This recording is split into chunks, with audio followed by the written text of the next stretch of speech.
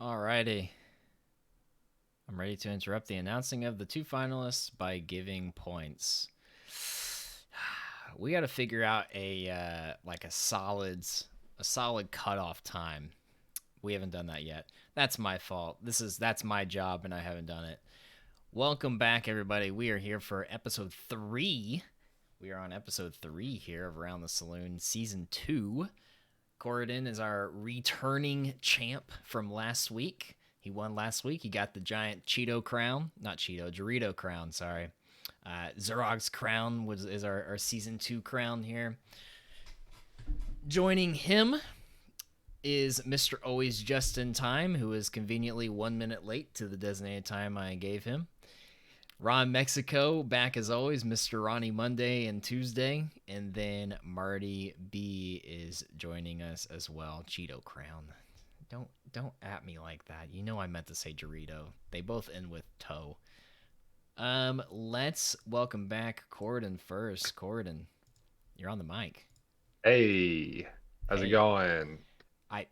I'm doing fine. How you doing? Great. You ready I'm to doing good as defend? well. You ready I'm to ready to defend? defend, man. I'm hyped. New crown. I stole it from Don Day, so Yeah. let's hope I can hold it. It's a heavy night tonight though. There's some heavy hitters tonight, so There are some we'll have heavy to see how hitters. it goes. Yeah. Yeah, we uh Steffi, I'm sure, is not very happy that she was on last week, considering last week we had 0 Battlegrounds questions, and this week we have 3. So, Yeah. yeah, this is going to be fun. It's going to be fun. Let's move over to Mr. Always 1 minute late. How you doing? I'm doing well. I'm really excited to have the top Battlegrounds expert on here tonight to get really dig into these Battlegrounds questions. The only Ronnie Ogremar who correctly predicted the mechanic the Quillbores are based around. This is incredible. I actually heard that Alec Dawson still snooped in the Discord and actually stole the idea from him. That's the rumor going around. So Yeah, I don't know if he's going to get a patent out of it or something, but he certainly deserves it. he must have been watching Saloon. That has to be it, right? Ron, how you doing? Doing good, man. Happy to be back. It's been a little while, lengthy break from Saloon. Excited to be rejoining. Kind of sad that I missed last week and I'm here this week, given that there were no Battlegrounds questions last week and 3 this week. But it's fine. I predict all the Battlegrounds things apparently, so we got this. Yeah, you had to take your hiatus, go in hibernation, let some other people compete, and now you're back and you're ready to get second place. Marty. Staying on brand. Ooh. Hey, what's up? Doing pretty good. Sorry. Oh, can hold you not on. hear me? No, I can hear Oh, you. no, you're Sorry, good. we Oh, lost we no. lost Justin there for a second. It threw me off. He's back though. Marty, how you doing? I'm doing well. How are you? I'm doing fine. I'm doing just Yeah. fine. Just peachy, if you will. Just peachy. Just peachy. Actually, you know what? I wish I had a peach. That sounds very good right now. I have grapes. Maybe I should go get some grapes. Not the same. You know, It's not the Duck once same. asked if you got any grapes, and I guess you can say yes. What? A duck? Wait, have you never heard that song? No. You're not supposed to feed Am I ducks gonna have to grapes. do this? Please don't. I'm gonna have to link this in here. Hold on. You could just hate tell me. I might All right, know. you guys are gonna see. You've never heard the Duck song. Please don't feed the ducks. I don't know. It's what literally the- called the Duck song. If you would have asked me what it was called, that would have been my first guess. Yeah, it's the Duck song. Come on. Okay. I mean, I'm not You may gonna not pull know it up. this. I'll try and remember it for later. Okay, I'll try and remember Yeah. it for later. All right. So, if you didn't get the hint last week, we are kind of tinkering with the formula a little bit in the show. Last week we ended about a half hour earlier, and we're gonna try and keep that similar pace, a little bit more of a fast-paced, cut the fluff kind of show like we had last week. So we're gonna see how it works out. We'll see how it goes. But let's get right into it. If Justin stops messing with my cams here. We're going to start with Corridon. We're going to make our way around Corridon, Justin, Marty, and then Ron, unless Justin is not back for whatever reason, and then he'll just miss his turn. Oh, So, Corden, first question goes to you. We're going to start with our Mulligan round. We have 3 questions in the Mulligan. All 3 of these questions actually are Battlegrounds questions. I was going to, kind of split the Battlegrounds questions up throughout the show, but they all 3 just kind of flowed nice and neatly between each other. So we're going to put them all up front. So that's what we're going to do. So question number 1, starting off. Well, I forgot to click the button. There's the button. Let's talk about the new content coming to BGs. It's been a little stale for a while. You've seen some people in the Battlegrounds community complaining they've lost the drive, they've lost the itch to play a bit, considering the lack of content that they had for a while. It even got Savich, playing in top 20 Legend and Standard, which is not something we thought we would ever see again. So my question, starting with you, Corridon, is the new Battlegrounds content enough to reinvigorate the scene? Battleground scene? Yes, I think it's going to be enough to reinvigorate it until everyone gets bored of it again. This is a lot different than when they introduced the Dark Moon Fair, where they had basically prizes that was available to everyone. You could get into a match and you could just not have Quillbores, so you literally are just playing old school Battlegrounds, which is just going to be extremely boring again. Not to mention that blood gems are cool, but it's going to take a while before people can actually utilize them. I don't think going like straight Quillbores is the answer. You're going to have to do like different builds and things like that. So it's going to take a while, which might drag it out a little bit. But because it's just based around a minion type and not the board as it was in Dark Moon Fair, I think it's going to reinvigorate for a little and then just going to probably die out even faster than it did before. Wow. Okay. Justin. Yeah, I'm excited for this. I I feel like I'm part of the audience that we're complaining about that doesn't play Battlegrounds anymore. So this patch seems anything but Quill boring. I have no idea how to do any of these tribes, partly because I'm not good at the game, but I don't know. If anything doesn't work, then we can always just blame Boar. That now has a double meaning. I love it. Yeah, exactly. There you go, Marty.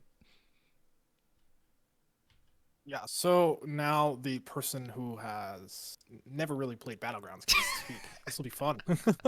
But yeah, I think just, spicing things up with a new tribe and a new mechanic is really fun. We've done these kinds of mechanics before with the prizes, and people really like that. And they're also looking to doing things similar to that, which seems to have excited the community a lot. So I do think that, doing this every month or two is going to really keep things fresh.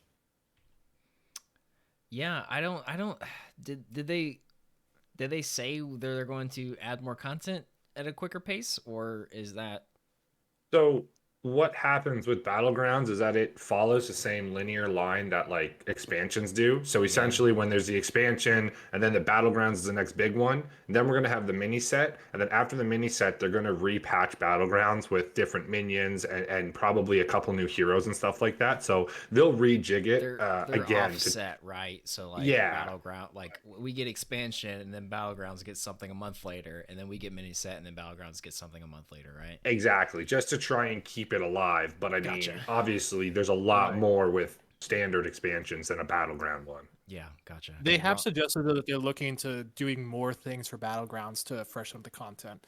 So Yeah. I do think we can expect them to add more events and things as time goes on, because they've realized that things get stale faster and you need to yeah. kind of update it a bit more and switch things up to shake up the meta. Easy, So- Marty. No rambling. Come on now. Uh-oh. Pick up the pace. Hold on. Corden did interrupt and take half of my time. The question was asked. Make them pose the question.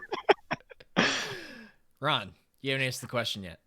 Oh yeah. The question, is it enough to reinvigorate the scene? Absolutely, it's enough to reinvigorate the scene. This is fantastic. All right, listen. These blood gems are basically just bananas. I don't know if you guys know this, but I've been on record as being a very strong supporter of bananas. It's awesome. I'm here for it.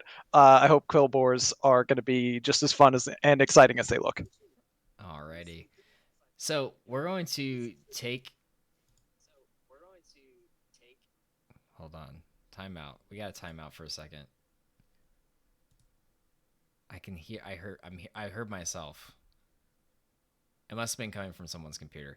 Anyways, We're going to take that discussion of quill bores and we're going to talk about them a little more, specifically blood gems and quill bores first. So let's go back to Ron. Let's kind of go in reverse here. Ron, Marty, Justin, and then Corridon. And let's talk about blood gems. So Ron, are blood gems going to be good enough to make Quillbores a tier 1 build? They will be so good. I'm talking like oppressively good. All right, people are gonna hate these Quillbores soon because maybe not. But I think they'll be good. I don't know if they'll be necessarily tier 1.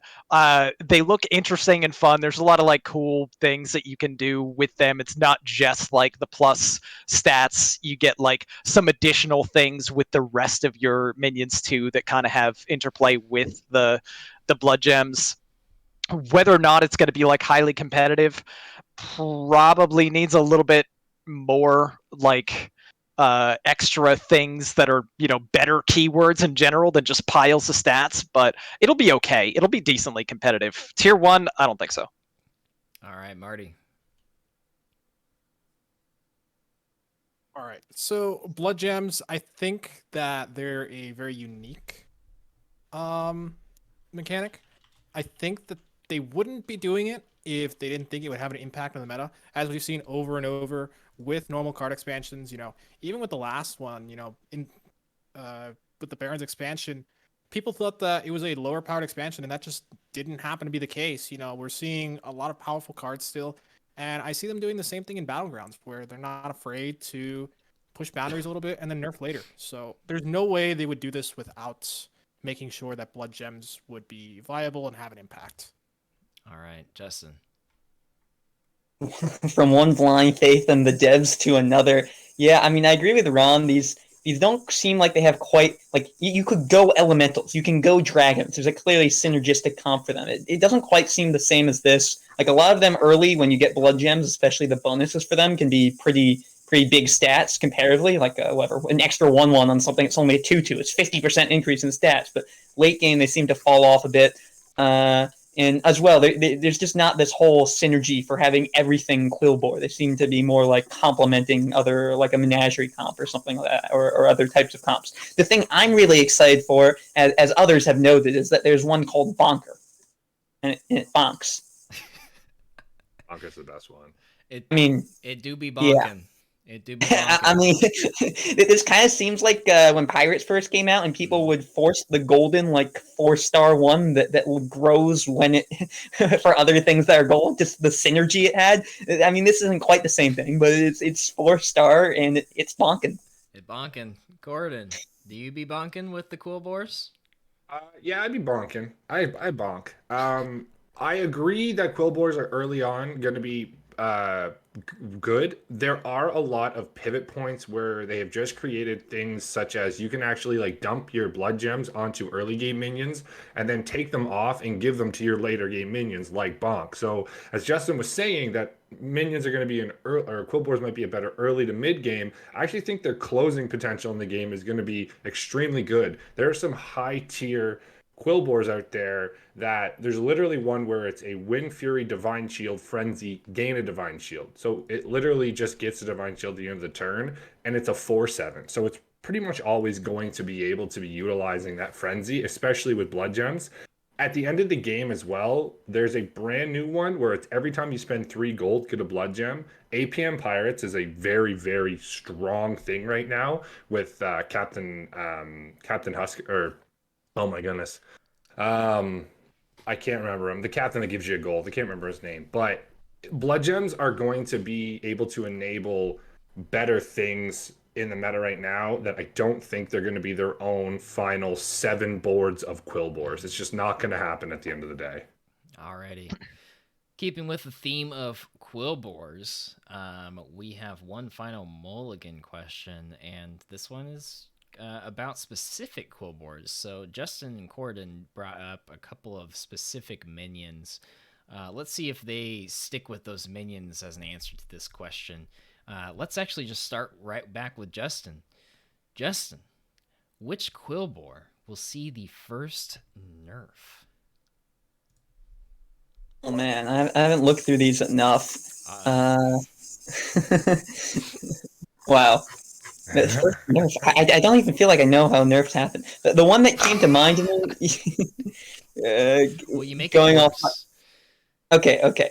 The bonker is pretty cool, but no, I think it's the one that makes your blood gems give an extra +3/+3. It's only 3-star, so it seems pretty reasonable that you're just gonna get a random blood gem, just for the first few turns. You gotta buy a minion when you're on 3 gold, when you're on 6 gold. So you'll probably just stumble into some Quillbores, and then that seems like a pretty big power spike if your first turn on Tavern 3 you're able to get one of those, and then suddenly your blood gem that you may have saved gives an extra +4/+4. That's a lot of stats for that early in the game. So 30 seconds having to choose something on the spot. There's my answer, and I'm sticking to it. Now listen, I may have strategically picked you first because you were in the lead, and because I knew none of the 4 of you were prepared to answer this question. Ronnie Battlegrounds, what's your thoughts? I'm just gonna have to go with the one that has the most keywords. Mega. Well, I mean, if you get a gold, it becomes a Mega Wind Fury, Divine Shield, Frenzy, get another Divine Shield, and you keep piling blood gems on top of that. Maybe that's your only Quillbore minion in your entire comp because it's just good in the late game and you stick some buffs on it. Maybe it's part of an entire Quillbore comp that actually gives you more blood gems or more payoffs for the gems, like you're increasing how many times this gets buffed or whatever. But this minion, it's a lot of stats and it's a pile of keywords, and it could just be really busted at some point. So I think it has certainly one of the highest potentials to be a nerfed card in the future. I don't know if any Quillbore gets a nerf, but if there is one, my money's on that one. Alrighty. Let's go with Corden here. What I actually think will get a nerf is typically things that are tier 6 or tier 5, usually the ones getting a nerf because they're the ones with the greatest, I guess, they deal the most damage on the board. It's going to be Captain Flat Tusk. Back to what I was saying with APM Pirates, and there was a lot of heroes and minions that are really good at abusing gold. Now, this one is after you spend 3 gold, gain a blood gem. There's pirates that literally you buy and you sell for 3 gold. There's demons where you buy, you sell for 3 gold. Millhouse is cheaper. He buys for 2, and just the pirates with Captain Hogger. There's going to be ways to abuse something like that with being able to get so many stats, especially for people who are really good at APM and very fast with it and know what they're doing. I think that one's going to be, and it might not be the actual text, but it's a 9/6, which is pretty good stats on a regular tiered off minion to begin with. It doesn't die to a lot of things, and dealing 6 damage, it can literally just win a game or knock somebody out super early when you discover off a tier 5. All right, Marty. Marty, you're muted. Man, I'm so bad at this unmuting thing. I'm gonna go by what Corden said here. Aim for a tier 5, tier 6 minion. And the one that stuck out to me was Agam Thorn Curse. Okay, after a blood gem is played on this, give a friendly minion of each minion type +1/+1. So this is clearly a menagerie card, right? Mm-hmm. But because blood gems are gonna be pushed, people are gonna find a way to get to tier 5 early again, play this card, and then they're gonna use the one Quillbore that takes all your blood gems and puts it on a friendly minion instead. Mm-hmm. Put it on this, and then buff all their minions by like 6 or 7. Right? And that's going to be insane in one turn, and you're going to be set for like 2 or 3 turns, and then you can get way ahead. So I can see this being pushed to tier 6 at some point. I think it's going to be the first one to get hit. I do think that Corden has a point where the APM Pirates, that other one that buys 3 gold can be good, but I think this is better. Alrighty. That is the end of our Battlegrounds questions. You all can take a big, deep sigh, taking a deep breath, sigh of relief. No more Battlegrounds for the rest of the show. I enjoy Battlegrounds. Yeah? Well, Yeah. Quite evident compared to everyone else here. Your opponents do not. That's their fault. Look at the points. I wonder why you like it so much. I just enjoy maybe, it. I don't maybe know. that's why he's in the lead right now. Maybe. All right, so let's move on to Face or Trade. We have 4 questions in the Face or Trade round. As a recap of the rules of Face or Trade, the 4 of them will be given a statement, not a question, but a statement, so it will end in a period. And they will be given the option of going face, meaning they agree with the statement, or trade, meaning they disagree with the statement. Marty has not gone first, so Marty will go first in our first face or trade question. And our first face or trade question is very, very straightforward and very, very simple. So Marty B, face or trade? Gaby. Gaby? Gaby. Marty B. Is this a trick question? I mean, you gotta back this kid, right? So you go face on him all the way. Like, I mean, God, this is so awkward because someone's gonna take this as an innuendo. So I really hope. Okay, innuendos aside, let's pretend this is completely G-rated. You have to support, the French kid. He's been an insane player for so long, and he deserves to be a GM. And it's good to see, younger people stepping into the competitive scene and really doing well. And I think this was a long time coming. So they're going to have a lot of success in GM, and I back them 100% in there. All right. Ron. Gaby. Gabby? Is it Gabby? I thought it was Gabby this whole time. I am so sorry. I've never heard his name out loud, so I read it as Gaby. Nice. No, I didn't watch actually because I was writing a final paper all day yesterday until midnight. So JB. So I didn't watch. My apologies. Is that why Diamond gave me the reaction there? Oh, The big I'm sorry. Yeah. I'm sorry. Well, in any case, face. I mean, I was always going to say face anyway, right? But I literally can't pick another option. This kid is unreal. He's 15 years old, just an absolute prodigy at Hearthstone. I gotta quote Frodan's tweet about him, right? 8 years old, he plays his first Hearthstone game. 10 years old. This kid hits rank 1 legend. And then at 15, obviously, he's the youngest Masters Tour champ and a Grandmaster.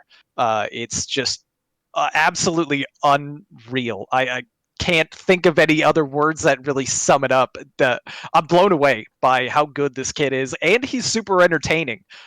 You've got the gab jams going on. Like he's fun to watch. He clearly really cares about Hearthstone, and you can tell like how the wheels are turning in his head, like as he's calculating out turns, and just like the level of his play seems so far beyond where everyone else is at. It's inspiring, and it's something to really. Even though he's only like 15, he's someone to try to emulate as much as possible because he's a really impressive player. I'm excited to see where his career takes him. Gordon. Gabby. Face. Gabby.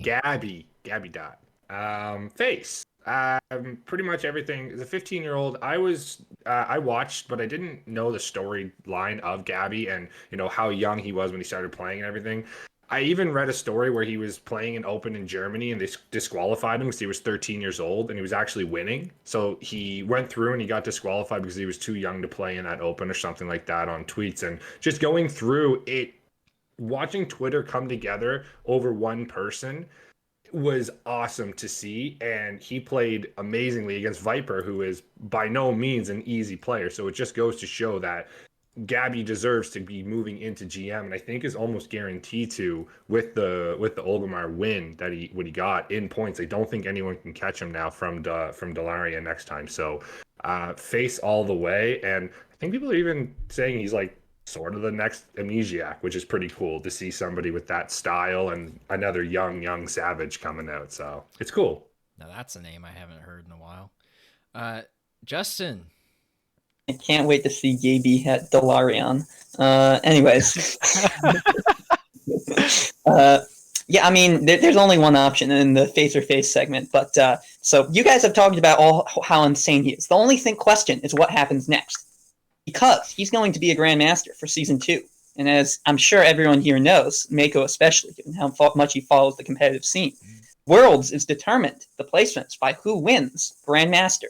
It's 2 spots from each region, who wins Season 1 and who wins Season 2. So there is the dream that all Banky almost lived last time of promote Season 1, win GM Season 2, go to Worlds, win Worlds. So you might be saying to yourself, hey, wait, there's 15 other EU Grandmasters. They're all very good. What are the odds that Gabby can win that and then go to the Worlds in a 16-person field and win that as well? Wouldn't that be 1 in 16 times 1 in 16? Wouldn't that be very low and possible? Well, that's where you're wrong, because it's not random. Here's what's going to happen. So Gabby, now everyone knows how insane he is. He's going to develop his own company, start an industry of selling deck lineups. He's going to make it rich. He's not even going to need competitive earnings anymore. But then he's going to have the real brain juice when he wins GM Season 2, which, I mean, he'll probably get there, RNG, you know. I mean, he'll go to Worlds. He'll sell everyone the lineups. And then he'll make a lineup that counters the lineup he sold to everyone else. Ladies and gentlemen, our next 2021 World Champion, it will be none other than Gabby Incorporated. Lineup salesman. Are you going to? Pretty sure I didn't even hear a face or trade there. No, I still don't know what he's doing. No. Always face. Is Gabby Inc. gonna be going to the moon? Who knows? I mean, if they want lineups up there, he could very well get there. Gotcha. Alrighty, let's move on and let's talk about a THL team. We're gonna talk about THL here for a second. Let's talk about a THL team who has historically, speaking of, timeout, NPH Disco. Thank you for the sub. Now, following this sub, Disco says, I don't understand what they were saying, but I assume they were telling me to sub to the channel. It's exactly what Justin was saying, just in a very long-worded, roundabout way of saying it. But speaking of you and your team, let's talk about NPH here. A team that seems to do super well in the regular season, but fails to compete in the playoffs. Almost like a worse version of F2L last season. Let's talk about NPH, and let's start with Ron here. Ron, face or trade? This is the season of NPH. I mean, you phrased it the right way. We're going face, boys. Listen, I know that NPH always looks incredible in the regular season and always seems to fall apart when it comes to the playoffs, but I really believe in this version of the NPH hero team. I think Carvalho is incredibly good in the 1 seed, and Agent PWE, your mum kid, you can always trust them to do well. Disco's on fire like he frequently is, stashed in the 4 seed, just cleaning up, and Quaz historically just like always one of the highest value 5 seeds that we have in THL. Unless Moargs are involved. We don't need to talk about that, though. I think that NPH will be very well positioned this season. And at the very least, I'm calling it now, they are finally getting that playoff win, that elusive playoff win that has avoided them for so long. They are getting it this season, and I wouldn't be surprised to see them take down the entire championship. Ooh, alrighty. Marty. I'm going to go trade. I think NPH is going to fall again. Okay. I know things are different. You have Carvalho at the top, and, PWE and your mum kid have always been around. They're great. Disco is also great.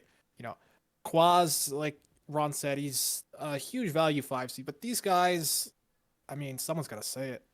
They've collapsed so many times.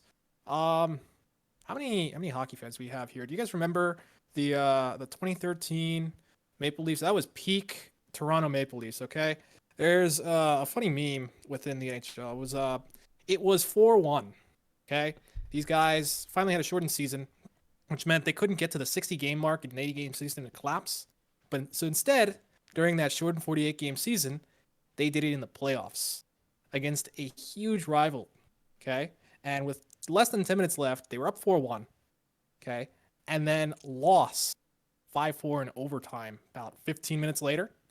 And we're going to see something similar. No pros here. They'll get to the playoffs, and it's going to look good, and then they'll choke. And then they're going to have to blow it up. PWE is going to take a break with Pasca, and they're going to co-captain, and they're going to have to rebuild the entire team and take a few seasons off before they can come back as actual powerhouses once again.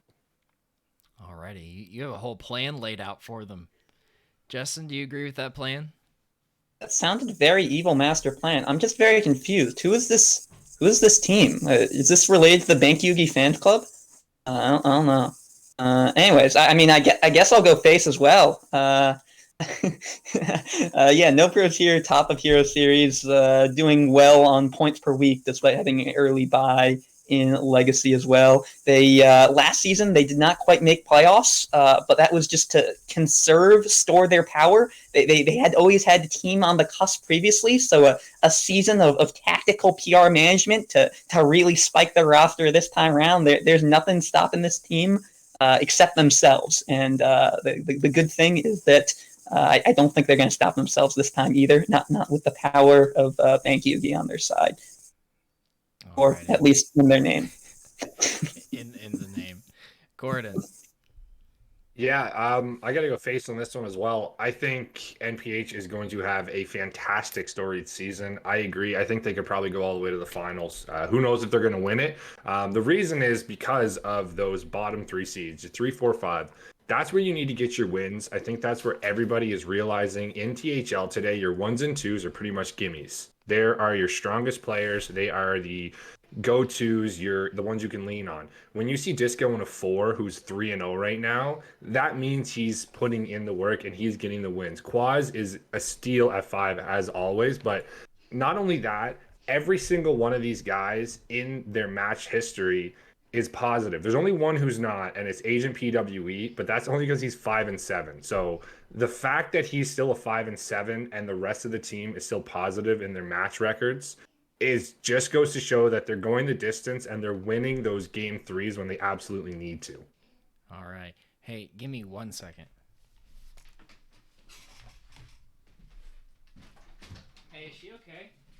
Uh-oh. This is concerning. Yep. So how's everyone's night? Man, why you got to bring up the 4-1? Why you got to be like that? Because it is a timeless meme, okay? For anyone who doesn't know, like, it's For probably anyone who doesn't know and didn't Proud, listen to baby. the recap Be it proud. just 2 minutes ago. I feel it's like one of the biggest. this hockey feels memes like the last this decade. feels like It's crazy. the community episode where Troy leaves to go pick up the pizza and comes back and everything's on fire. Yeah. Yeah, this is exactly. I walked away for like 3 seconds because the darkest timeline. Thank you. Yeah, the I couldn't tell if it was the cat or the dog that was making some loud like gagging sounds, and it sounded like it was choking or something. And it was the cat was just coughing up a fur ball, which was disgusting. But I was like, oh, someone's dying in here. Anyways, Just a normal Monday afternoon in the Mako household. exactly. Let's talk about Priest. Oh, they are shelling out all of the points here for Ron. I don't know what happened. It's almost as if I just said that NPH was going to win the whole thing, and then the NPH crew gives me points. Love to see it. All Wow. NPH is just showing up. That's what you got to do. You just got to suck it up. Molstar has been oh, never mind. There's Molstar. Okay. See, this is what happens. I missed everything. Yes, Molstar. We're going to talk about Priest. So first thing, hold on. Let me see if Kel's in the chat. Okay. Kel's not in the chat, so he's not going to talk shit here. We're going to talk about Priest. Last week I said Priest was a bait. This week everyone banned Priest in competitive play. So, I guess I ate my words a little bit in a way. I'm not really sure yet. But let's see what you guys think. Face or trade. Let's start here with Marty. Face or trade. Priest is a must ban in competitive play. Trade. This is an easy trade with the rise of Mage and Mage becoming, a huge threat again. We saw how it did in Masters Tour. We've been seeing in THL how popular it is now, and that beats Priest. So you're not banning Priest anymore. You're just banning the oppressive decks. Priest is not as oppressive as we thought it would be. So you're not trying to ban it. You can even target it sometimes. All right, Justin. Yeah, Priest had a 70% adjusted ban rate this past week in the Masters Tour, and that's 70% of the time when the opponent had it in a lineup that it was banned, rather than obviously 4 decks you would expect just 25% if it were random. So it seems that's among the highest rates ever in history of any meta. So there's never anything that's a must ban because people can always get creative and try to make counters for it. But this is as close to a must ban as there ever have been. The thing I'm really interested, the thing I think that Priest has right now, it's an image problem. It's going back to the Galakron Priest days when people just said, oh, it's random BS, it's generation, the games take forever, I don't want to play against it, it's all right, so I'll just ban it. You know what we need? We need a new Hearthstone competitive mode where if both players queue up to the game and it's a Priest mirror in a tournament play, they also have a second Priest deck built. They concede the game. They queue with the second Priest deck. It's 29 cards the same, but there's a Nazdormu. Problem solved. Everyone loves Priest. No one bans Priest. They just want their Nazdormu Priest mirrors. These 30-turn games where you're playing 10 cards in a turn, Sethic going burr at 15 seconds per turn. Then no one would ban Priest. I think what you're saying is that Nazdormu just needs to be a required card in all Priest decks. Just in general. That's pretty close. You took the words right out from my mouth. I couldn't have said it better myself. You should get a point up for that. In fact, I think Marty has a good point. Was that a face or a trade though? I mean, I answer face for everything. So yeah, unfortunately, there's not this Nazdormu mode, so you should probably ban it in the meantime. Ron. Justin, didn't you literally say it's not a must ban, and then you're also saying you went face? I said if this isn't a must ban, then what is? Fair enough. Ban rate in the highest. I'm going face on this one. Look, I actually, prior to Masters Tour, if you asked me this question, I probably would have said trade. Because I tried to design a lineup that at least soft targeted Priest, and I didn't plan on banning Priest at all through Masters Tour. And maybe it's because I'm terrible at the game. I'm sure mainly it's that. But I went 3-6 in Masters Tour, and almost every time my beat up Priest lineup ran into Priest beat me up. Priest is disgusting right now in a lot of ways. There's a good reason why it just had a massive ban rate at Masters Tour and is going to continue that way for the foreseeable future until we see like mini set or something, because just you can't effectively target Priest. Like Warlock is like the hardest target, but Mage does well against it, but it's not enough because Priest can still generate and heal and generate some more heal and then use those cards to generate some more cards and go nuts. They also have basically a Reno heal too in Samuro and Apotheosis. So if you even get them like close to where they're almost dead, but you didn't quite finish them off because you're setting it up and you have even like a couple minions on the board, oops, they have 7 mana, so I guess they're back at full health now. Like it's so incredibly difficult to beat Priest consistently that I think it's just the overall much better strategy to ban it. So we got to go face here. We got to say it's a must ban. It's just the smarter strategy. If Gabby thinks it's the play, if Viper thinks it's the play, they designed the lineups for themselves and then they both banned Priest. Even though Gabby knew that Viper hadn't even like played Priest and he still banned it and it got banned. Yeah, it's a ban. You got to ban that class. Sounds like you're saying Priest is a fan of edging. Corden. Yeah, this is a face for sure. Just looking around, I was looking on Twitter again because that's really all I do at work. And there's 2 guys that I was watching. Wicked Good has a ton of statistics on Ogumar, and Priest was over 50% banned in all of the matches that were played. And the next closest was Rush Warrior at a 10%. That really speaks in waves what people are thinking about Priest. And then the other person that I completely agree with is Itachi, or none other than Itachi, who says targeting Priest is silly. You can't target Priest. You can't beat it. As Ron said, he brought an entire lineup to try and beat Priest, and Priest beat him. So there's just no way you can really beat it unless you're taking it the 9 miles into a Priest mirror. And really, nobody wants to see a Priest mirror in any sense. Ban Priest, get rid of it.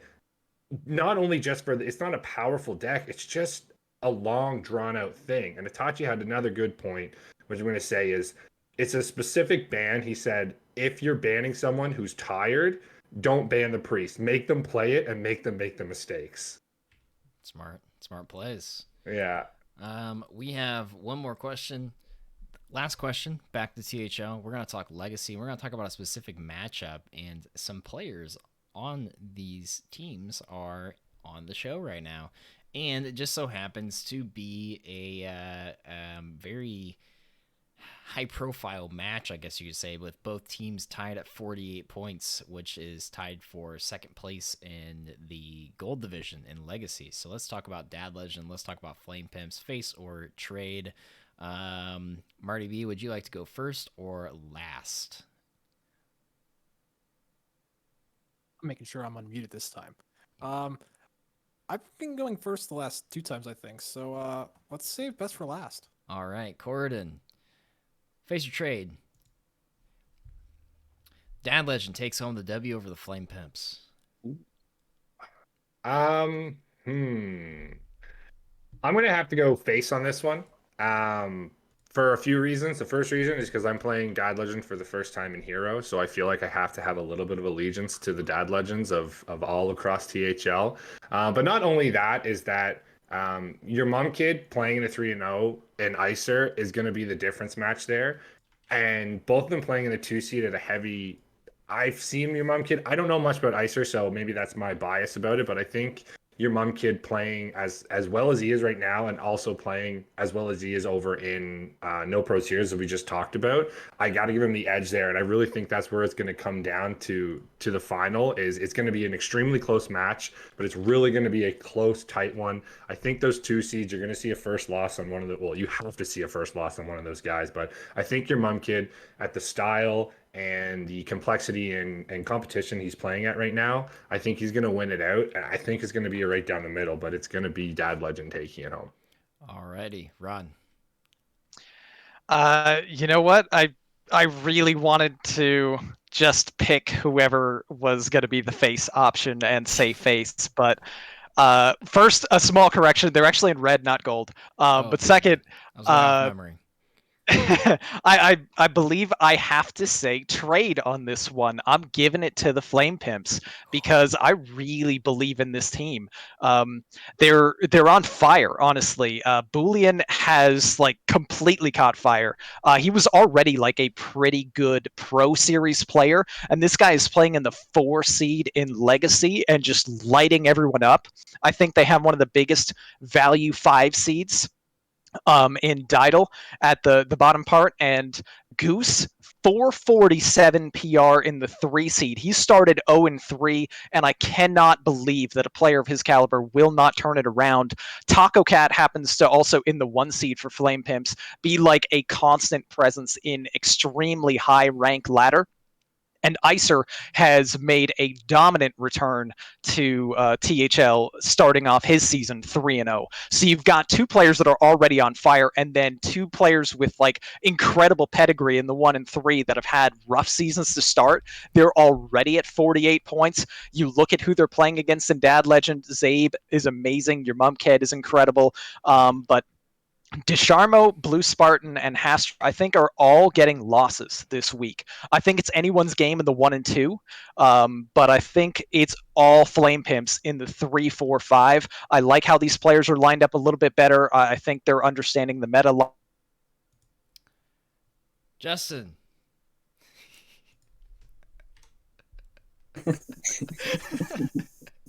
I've honestly just been waiting for a chance to use that feature, and Ron set it up perfectly. Justin, what are your thoughts? Yeah, well, I looked at these teams. They both look pretty strong. So I asked Goose if they were going to win, and he said, he responded me back with something I couldn't pronounce, and it was in Turkish for faith. And then I asked him whether he's Turkish, and then he responded me back with another thing in Turkish, which translated according to Google Translate of "We will beat the father legend." So yeah, I'm gonna have to go. I'm gonna have to say trade and go with Flame What the fuck are you Temps. talking about right now? I don't know, but we will beat the father legend is what Goose told me, and I'm very interested in that. I'm only the messenger. Don't shoot me. Remind me how none of this has been rambling. By the way. I don't know what he's talking about right now. You're making no I sense. did a lot of You're research talking before the Turkish? show. You guys just aren't on the Get the level. fuck out of here, Marty. All right. So, I'm also going to trade, and I think Ron hit a lot of the points, but he's not giving some of the players on Flame Pimps enough credit here. Really, seeing the rise of Bullion over the last few seasons, because I've been tracking stats for a while, it's really incredible. This player has really turned things around. You know, they had started as a mediocre player in pro, started turning even, and now really has just become a value seed in all different kinds of series. And this 3-0 comes to no surprise to me whatsoever. That's a steal of the four. I don't think Blue Spartan really has a chance.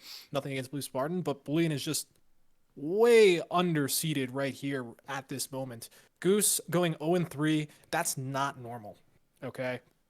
He's definitely going to get those wins back. I can't see this guy at least finishing even on the season, and I can very easily see it starting against Dusharmo here. Icer 3-0. Like Ron said, this is no surprise. Coming back, I don't agree in him using the term on fire because he is called Icer, even though they're on Flame Pimps. But I do think they're an excellent player. Really, the only seed that I think is a toss-up right now, and this is, just no knock at all on either side, is the 1 seed between Taco Cat and Honest Abe. And that's because every single 1 seed matchup is a toss-up. So I think it's actually going to go 4-1 Flame Pimps over Dad Legend. And Flame Pimps are going to pretty much settle as a top team in their conference. Alrighty. Well, you redeemed yourself some points there, but fell just short of getting into our dual rounds. It doesn't help when other people are rambling and I don't have time. Well, I didn't cut you short. I didn't cut you short. I made sure to cut short just for you. Yeah.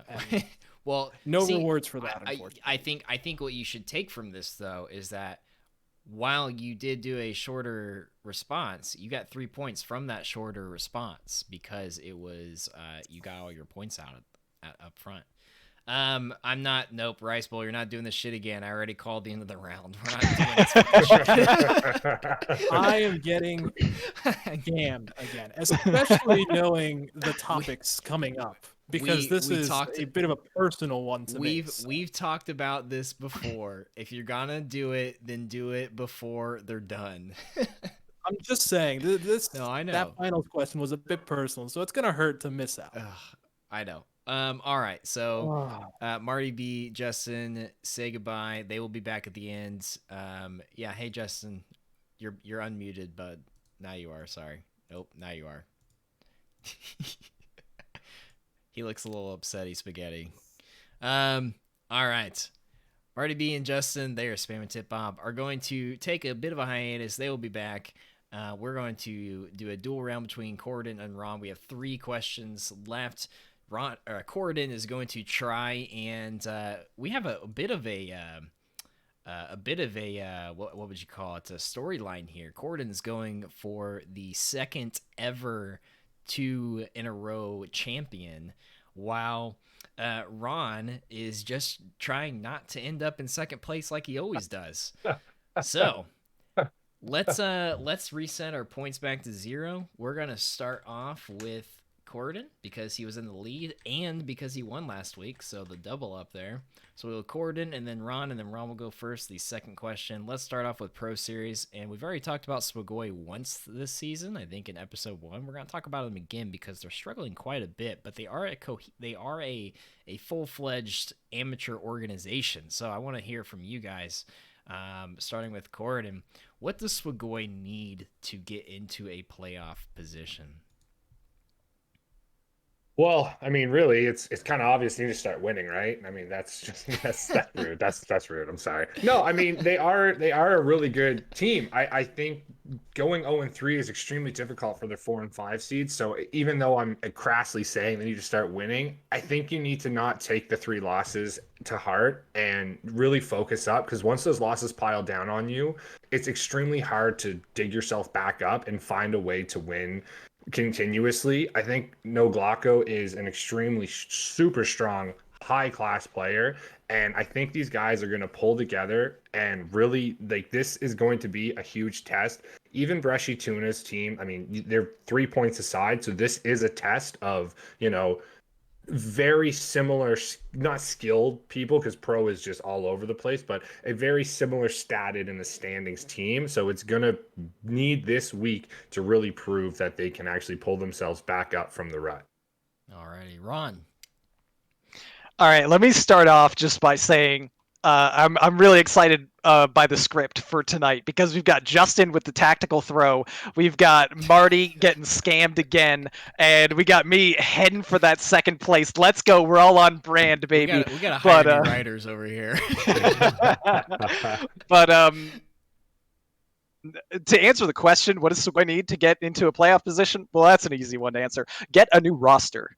No, I'm not gonna go that hard. It's actually a really good team. It is a really good team. I'm serious about that. Like, I'm surprised to see Swagoy not doing as well so far to start the season, but Pro is just full of insanely strong players. I have faith in Glocko and Jared, Linthesis, Cookie Monster, and Edelweiss. I can't see an actual weakness on this team at all. I think maybe it's just settle down a little bit, take it one step at a time, play some practice matches amongst yourselves, try to get a little bit more comfortable with the meta, bring some stuff maybe that isn't even like the premium brings, just because it's more comfortable for you. I happened to play against Cookie Monster in Aspirant just like last week, and he brought Shaman, and he beat me up with it. And guess what? Swagoy's playing Brushy Tuna this week, and I'm playing Cookie Monster again. He'll probably bring Shaman, and he'll probably beat me up again. So, there you go. Just flip it around, pick up that momentum, play the trash team, Brushy Tuna, gain some confidence, and you're moving on. Easy. Alrighty. Let's move from pro to wild. Marty, I know, is sad that he's not in on this one. We're going to talk about Wild's should have been MVP, probably player last season, Triple J, who is in checks. I checked because we were going to talk about him here next. So, Ron, next question is going to start with you. Triple J is finished last season undefeated, and this season is currently 1-2. So my question, Ron, is: has the mighty fallen? Or not Triple J, 6J. Sorry, I was thinking. I was about to tell you No, to put some respect on that name and give him three more J's there. There's like a YouTube channel called Triple J. It's a music channel. That's my bad. 6J. So has the mighty fallen, or is this just the redemption arc? I don't believe it. I don't believe that the mighty have fallen here. 6J literally went completely undefeated in Wild last season, and then also destroyed everyone in the Octathlon in the Wild portion. It happens, where you just have like a few bad breaks and you lose a couple games. This isn't mid-season, where 6J is sporting like a 33% win rate. It's one game is the difference between a 66% win rate and a 33% win rate here. Absolutely just an incredibly strong player, one of the best players in the entire Wild series, and I completely expect that they're going to turn things around. Maybe those are the only 2 losses we see from 6J through the entire season. I'm calling it right now. Max for 6J. They're still a monster. Let's see you do it. Alrighty, Gordon. No, I don't think the mighty has fallen at all. There's definitely going to be a redemption arc here. Based off what Ron said, the 33% doesn't say anything. The 1-2, it's a 5-8 record. One more win or something along the line. It's a completely different number. Seeing it this early, I don't think it deals justification. Not only that, he's on the team with, well, literally one of the best, I think, or all of the best guys in Wild right now, with literally 3 members of the team being 3-0. I don't think there's a way the teammates are going to let 6J go down like that. They're going to pull him up. They're going to definitely do everything he can, or he's going to do it himself. I've been on cast with 6J. I seen how smart he is in Wild, his preparation. I don't think this is any way to like throw the flag prematurely. I think 6J is going to be completely fine. Even gods bleed. Even gods bleed. Beautiful way to put that. I love it. Okay, we have one final question for you. It's a pretty lengthy question, so I had to double it up here on our screen. Last question of the night. I'm gonna allow some rambling on this one, because this is a bit of a thinker in terms of THL topics. Okay, so we're gonna start with Corridon. So the caliber of players that have been entering THL has steadily increased over the years. As THL has gotten more exposure, and the players in THL have just naturally gotten better. So my question, and we'll start with Corridon: has the player caliber in THL gotten to a point where it is harder for new players to join?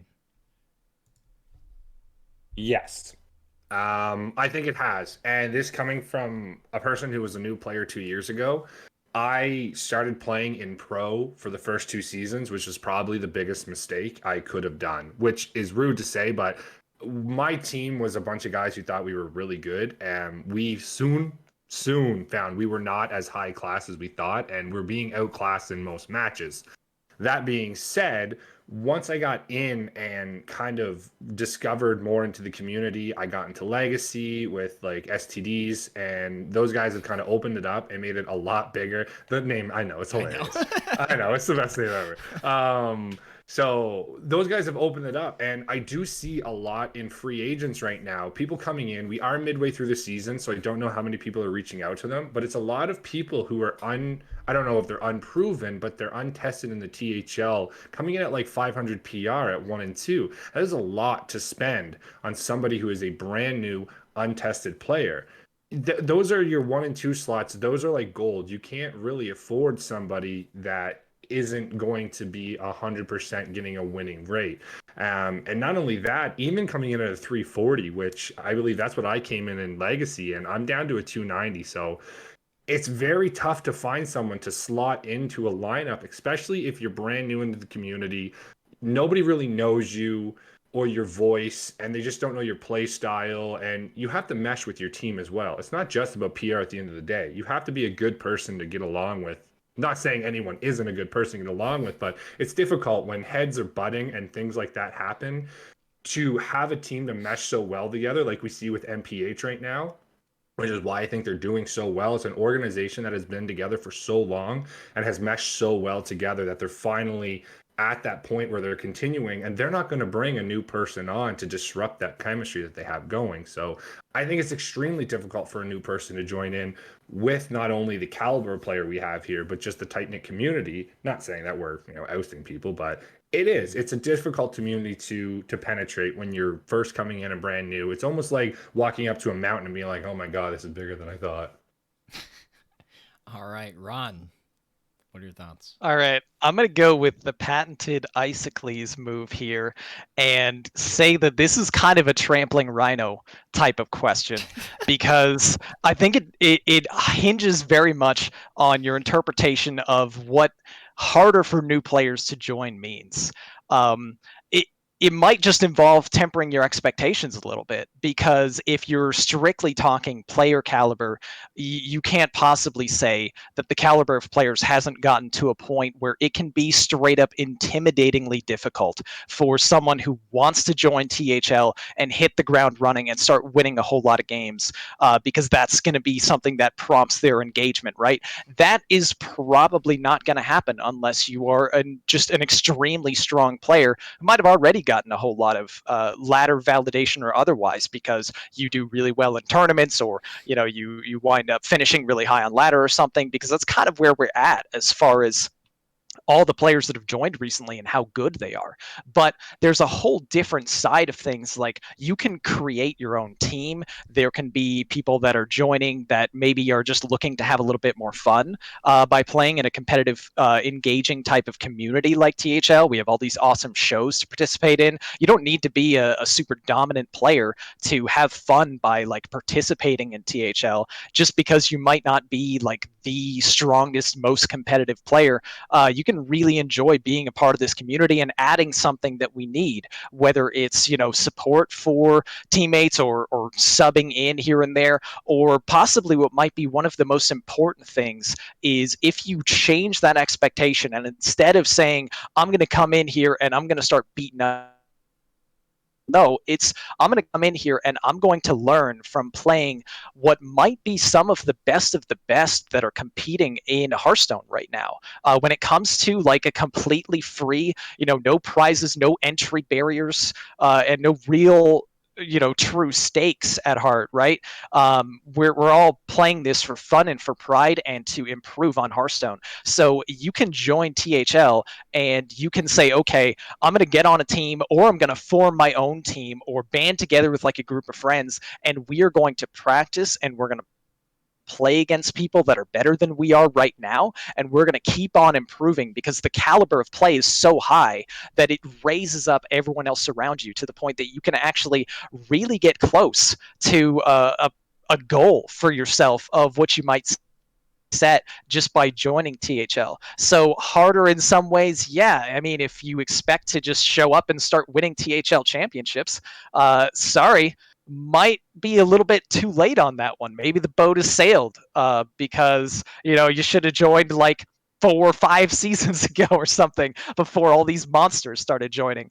But if you want to join to get into content, get into broadcasting a little bit, like, you can hone those skills, and you can just participate in a really cool, awesome community that supports you. And I'm out of talking points. I know you're counting for me. Just Jeez, I'm look, so he had like a 5-point nervous. lead on me. I'm Come done. on. I looked over at the points. I'm like, if this guy rambles Listen. for 6 points, I quit. Listen.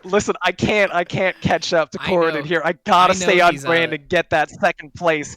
It's in my nature. Okay, so I truly believe all of these points that I said. I wasn't just rambling for points. But I really like this question, and I think it's Yeah. something that like, depending on how you look at it, you can look at it a couple different ways, and it's still a very welcoming place.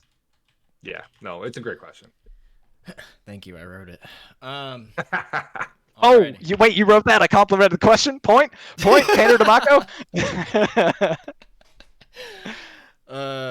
Alrighty. Well, for the second time ever, we have a back-to-back champion. This is not the only other person to do this so far has been Icicles. Oh, wow. Yeah, That's yeah. that's You're high joining an standing. elite crowd. I think he did it in his first 2 shows, actually, if I'm not mistaken. So welcome to the club. But this also means that you get to compete next week to become next week or 2 weeks from now. I'll figure out next show to potentially become the first ever back-to-back champion, possibly. Potentially. Triple crown? Triple crown. The triple crown. Yeah. Alrighty. So, the floor is yours. I'm gonna give you some time to talk, and you have. I'm just stalling for time as I fix the screen. Lethal. We just had a lot to talk about there, so I really don't have much to go on. I do think everything Ron and I were saying there, I would love more people in THL to come in, obviously. We love to have more people into the community. Rather, if you're a brand new player or if you're not looking to play, if you want to get into, the casting side, the content side, we're always looking for more help there. I know we are. Like, we struggle for finding oppers every now and then. The content is always blowing up for people. So even if you're into THL and you're kind of, a lurker in the Discord, feel it out. You might find a spot that works for you. I really just started casting because of Saku, and now I've kind of wormed my way into the community, and people know who I am. So it's pretty cool. And it'd be awesome just to get more people into the community. And I think Ron had the best point, and it's really the easiest one to get into because there's no really huge commitment. There's no money. There's no barriers. It's just, at the end of the day, you're here to have fun, to play a kid's card game. Yep. At the end of the game, that's all it is, right? Yeah. Alrighty, let's oh, they muted themselves. I'm usually the one that mutes, and I was gonna unmute them. I'm gonna pretend like I'm unmuting Justin and Marty right now, but I'm actually just gonna let them unmute themselves. So, welcome back to the crowd. You have been unmuted, allegedly. Thanks. Allegedly. Yeah, allegedly. You did gain a point throughout their talking times, by the way. I don't know if you noticed that. I'm trying to remember what it was you said, but I saw it and I started laughing, and GMs can join, right? That was your comment? I think it was, yeah. Yeah. Yeah. What are you talking about? It's still easy for GMs to join. Yeah, I laughed at that, and I gave you a point. But yeah. A couple of things before I let them say their final words. One, if you have thought about subbing, now is the perfect time because we're live and your name would pop up on air, and that's exactly what people like, is they like to see their name on things. We appreciate it. All the money we get from subs goes right back into the community. We don't get anything else from that. We don't take any of it home. So as much as I would like to do that, it all goes back to you. Along with that, if you look on your handy-dandy Twitch app or desktop app or website, you will see if you scroll down a little bit, you will see what's called like a widget for the shop. You can scroll through some of the merch items that we have on our store. All of the money that we get from that also goes right back into you guys. We started doing the it was Wicked Sundays, but we're going to move it to a weekday, so it might be on Mondays, might be on Wednesdays. We're still trying to figure it out, but the bi-weekly tournaments that will give out packs to the top 3, these are because we have the revenue from the store and from the subs and all that to put it back into, the community. So if you would like to purchase any THL stuff, then feel free. I'm not going to force you, but it's pretty neat. I made it all myself, so I'm happy about it. Also, if you're looking for the shop, you can go to our website, which is teamhearthlegends.com, and then at the very, very, very top right, you'll see shop, and you can click that, and it'll direct you right exactly to where you need to be. While I was talking, Nade subscribed with Prime. Thank you very much. And then, hey, that's my buddy. It is your buddy. Yeah. He was talking about you in there in chat. And then Dusharmo gifted the sub to CMAC. So we got 2 subs there. Look, it's all you got to do is you just got to bring it up, and people are like, oh, yeah, I have that. And then Justin linked the link to the store as well. It's not as neat as, the THL link, but whatever. It's fine. It gets you there. It does the job. Anyways, anything you guys want to say before we head out? Yeah. I think this week, every week I'm on, I give a little lesson, and I think our little lesson for this week is a little political thing called filibustering, where you keep rambling on and on until you get your point across. Exactly. In this case, your multiple points, which apparently was supposed to not be allowed, but that turned out to be a lie. So now I know for the future, and so do you in the audience. So talk as much as you want, and just keep going. Listen. You don't ever have to stop. Hold on, I'm still going. Nice. I'm still going. You don't ever have to stop. Cloture vote. Listen, I said when we got to the final question, with the very very very last question, I told both of them before we started that question. I said you can ramble if you would like for this question because there's a lot that goes into it and it's a thinker. I was so nervous. So I don't. Going last in that question, you win, right? Because you could just ramble. You had a massive lead, Well, though. I was I like, will- I'm not I gonna will- keep going. yes and no, but because when I will say this, I'll pull back the curtain. We'll do a little bit of kayfabe here. We'll break the kayfabe. When I do give the points and someone has been talking for a little bit, at least since last show. Before that, it wasn't the case because I tried to change how I give the points. But at least since last show, when someone's been talking for a little bit, I stop giving points unless they bring up an entirely new topic. So, or not topic, but an entirely different point. So instead of just elaborating on the same point over and over like what it was before, because before you could just keep talking about the same point and just bring up something new within that point, and I would just give you a point for that.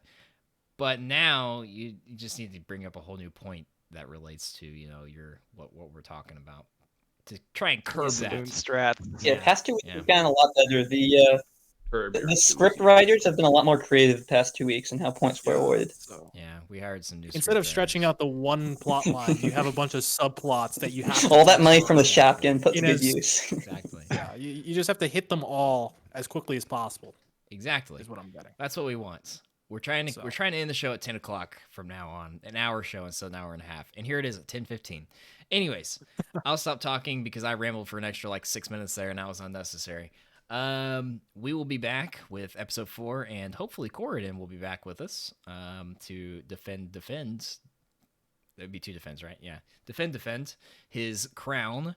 And I'm going to try and make that look less like a Dorito for next time. If I remember. Oh, I like it. No, I'm just gonna try. I'm gonna cut out the like orange in the ring, like the crown part. Anyways, you don't Right in give the a shit. middle, yeah. Yeah. We will talk to you then. Wave goodbye. Adios. Justin, wave. Thank you, Marty. Wave. No, at the same time, everybody wave. I already Everybody, waved. thank